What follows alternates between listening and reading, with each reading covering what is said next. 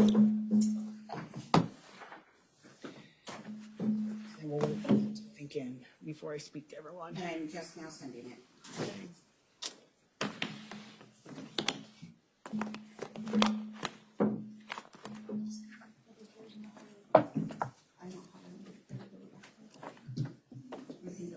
Also let them know that we're waiting. And that we'll wait.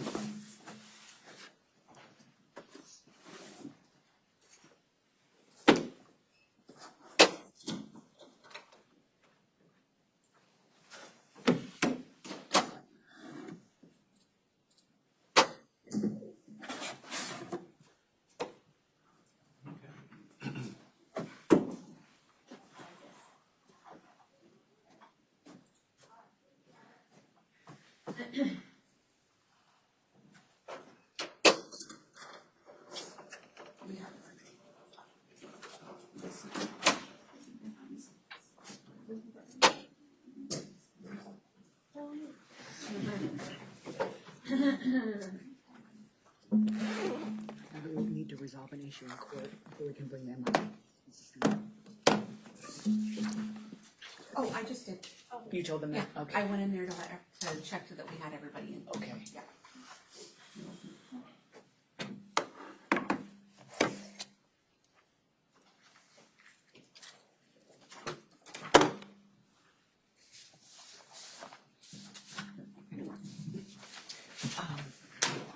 Will you print that entire email so that way I can read it on the record?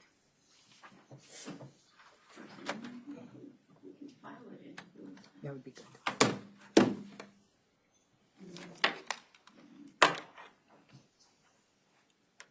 Make sure I have the original.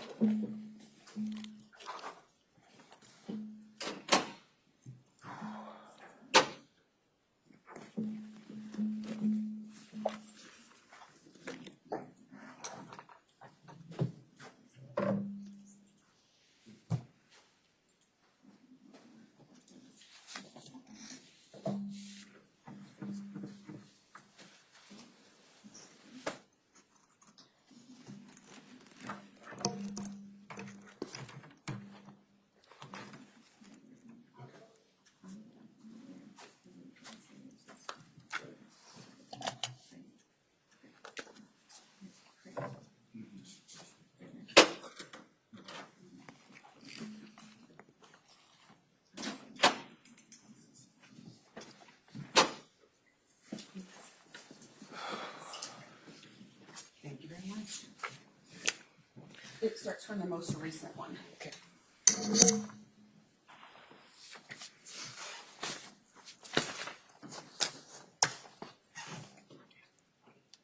I can have my home phone on silence, right? You want me to try and figure this out? It's on silence. No, that's all I need, right? I think so, but it has to be put away in your purse. Oh, yeah, I keep it in my purse. Okay, yeah. I think I've got my phone set to silent.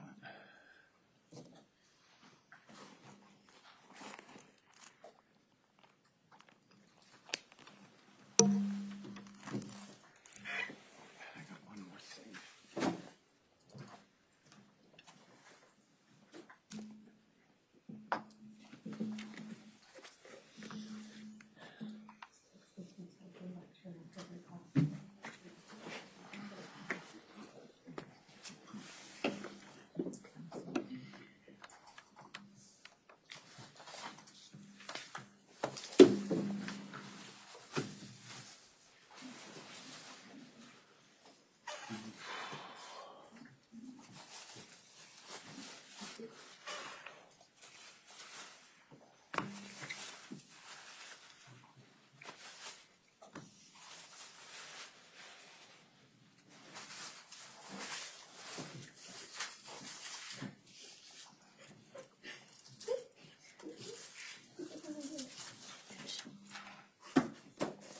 trying to tell me something?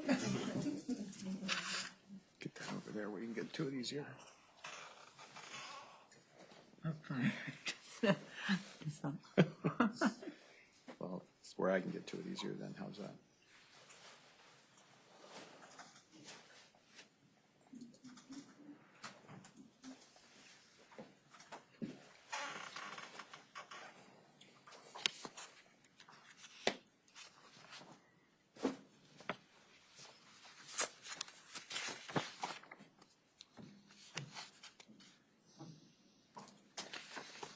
I will give them until 9:45 before I call the case. I'm just saying.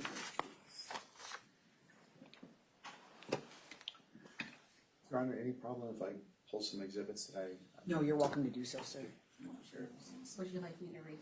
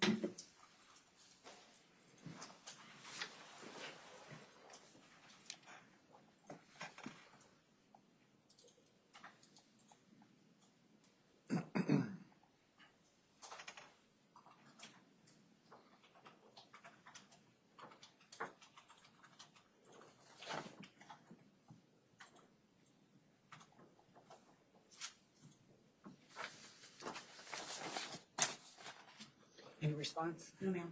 All right. Go ahead and print out that email. Yes, ma'am. I'll give them 2 more minutes to appear, and then I'll make a record. Okay.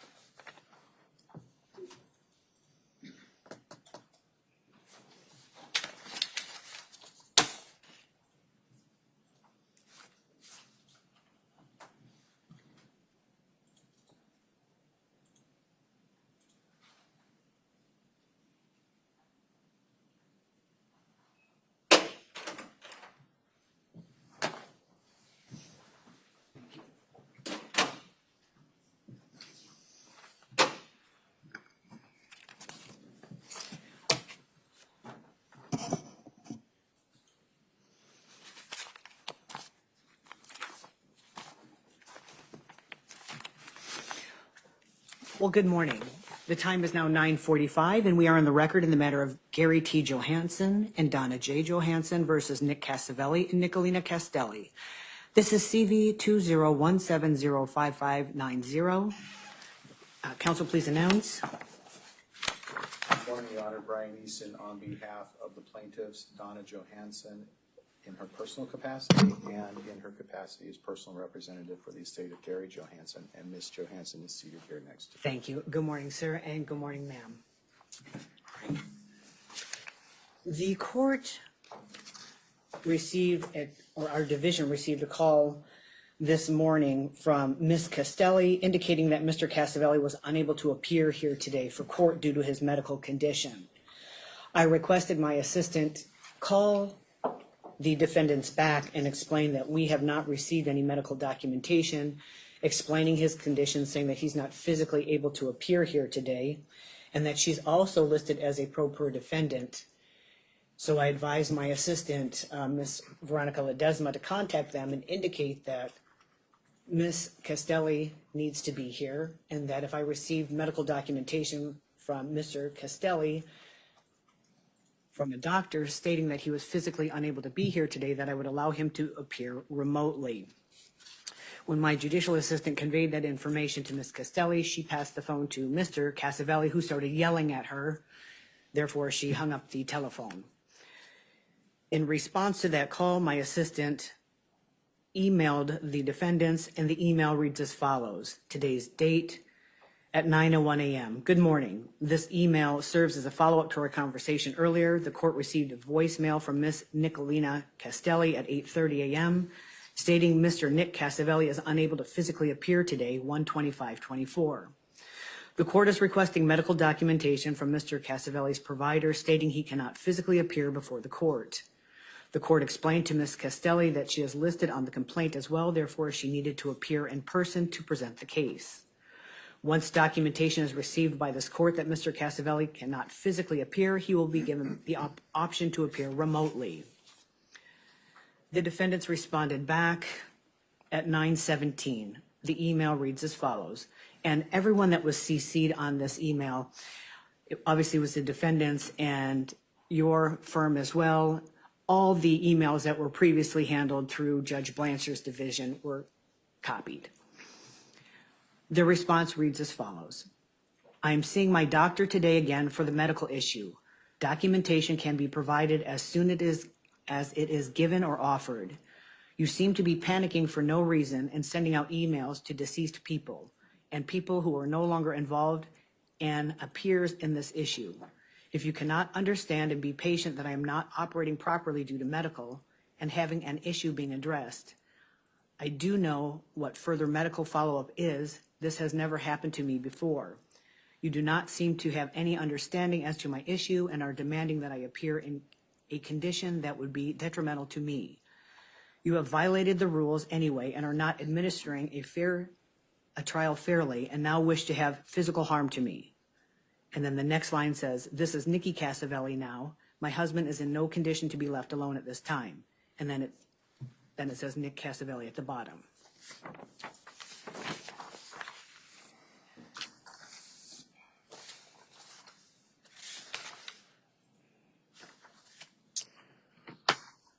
The court responded back to the defendant's email at 9:31. It reads as follows. Hello. 1, the court has not received any medical documentation stating you saw a medical provider yesterday. Please provide. 2, you have not indicated what time you intend to see a medical provider today. What time is your appointment? 3, based upon your avowals to the court, you are permitted to appear remotely for a trial this morning. 1:25:24. Trial begins promptly at 9:30 a.m. The Teams link is below, and the Teams link was given.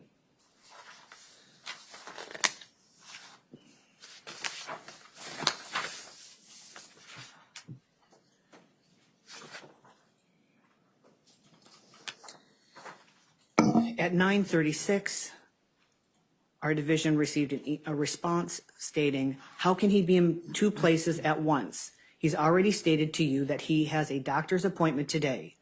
It's not comprehensible why you are in such a rush. My division responded back, hello. And it's the same email that was previously sent. 1, the court has not received any medical documentation stating you saw a medical provider yesterday. Please provide. You have not indicated what time you intend to see a medical provider today. What time is your appointment? Based upon your avowals to the court, you are permitted to appear remotely for trial this morning. 1:25:24. This was sent at 9:38. The defendants are not on the Teams link that was sent to them. The court has not received any medical documentation stating that Mr. Casavelli saw a medical provider yesterday, nor have they responded to indicate what time they intended to see a medical provider today. The court finds at this time that they're voluntarily absenting themselves from the trial, and we will proceed in their absence.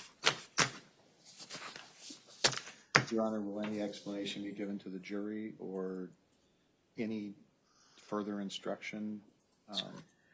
I'm just curious how the court intends to proceed before the jury. I'm thinking I might give an instruction that they are not to use the fact that the defendants are not appearing in court today against them in their deliberations. Is that fair enough, or would you like something additional? No, that's fair enough. I just wanted to know what was coming before they came in. All right. I mean, I had two preliminary matters, Your Honor, if I may, but I will defer to you until you're ready for them. Okay, let me just write this right quick. One moment.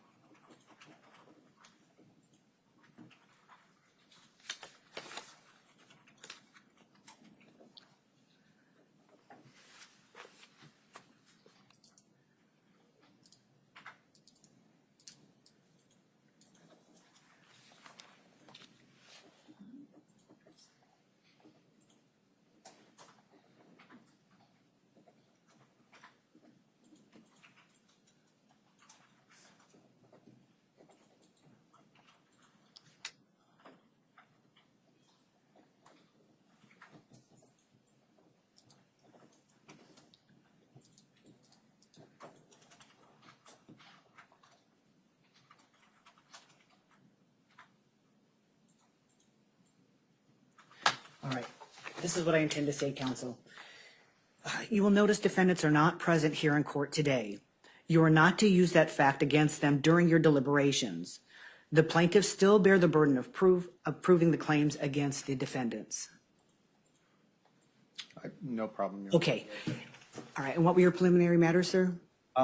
We wanted to read some portion of Gary Johansson's deposition transcript into the record, and I have a person showing up today to play the part of Gary at 1 o'clock. So when we come back from lunch, I thought that would be a good time, if I'm still not done with Donna Johansson's testimony, if I could have taken a witness out of order in order to do that. Absolutely. That's reasonable. Sure. And he's coming in from my office. He works at our office. He'll be our reader, and that's all. He doesn't have any testimony to give. He's just going to read the part. Sounds good. Thank you. All right. Second, Your Honor, there was some discussion yesterday about allowing the defendants to bring in some documents that they say they got from the bank afterwards, and there's actually prior orders on this. Judge Blanchard entered a order under a motion in limine precluding them from doing this. He refers back to an April 8th, 2019 minute entry. Is that Judge Cohen's ruling? Judge Cohen's ruling. And Judge Cohen, if you go back and look, I'm very good and commendable for I have it right here. Go ahead. So in that ruling, they were allowed to get a very limited amount of bank records. Yes, sir. Because they were alleging that we had bribed some people. Right. And they went way beyond that, and the judge kind of shot that down and said that was bad. And it reads specifically as follows. Defendant shall be limited to any check written by either plaintiff from any of their accounts to Brad Adams or Christine Swisher for the period of August 1st, 2017 through the present date. Yes, sir. That's the language I'm referring to. And the records they subsequently obtained went far beyond that. And Judge Cohen mentions that and dresses them down for it a bit in his July 28th, or pardon me, got the wrong one here, in a June 14th, 2019 ruling, I believe. And if you don't have it, I have a copy for you to look at, Your Honor.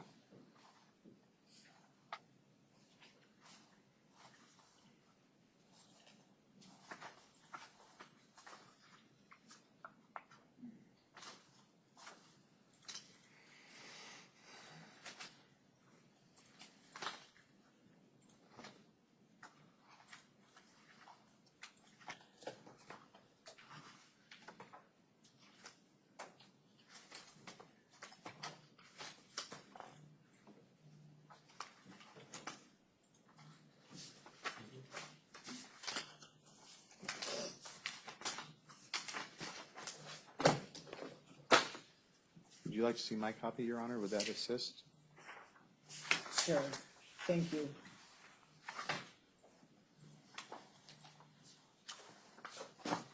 Thank you so much. It's that middle part there referencing You bet. bank Thank you. I'll records. hand it back to you.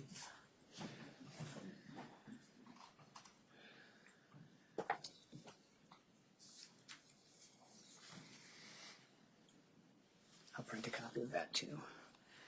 6/14/19. Got it. Thank you, Counsel. Sure. Thank you.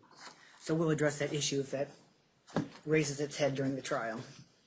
Yes, I just wanted to call the court's attention to that because Judge Blanchard did then in August of 23 grant a motion in limine that I filed in regards to those records and precluded them from being admitted. So I just wanted to refer back to the underlying basis so the court would have an Thank you. understanding and a I rationale. appreciate it. Thank you, especially because this case is voluminous.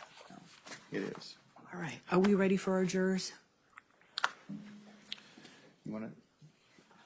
I think so, Your Honor. You want Donna to go ahead and take the stand? That would be great, thank you. Why don't you help yourself up to the stand?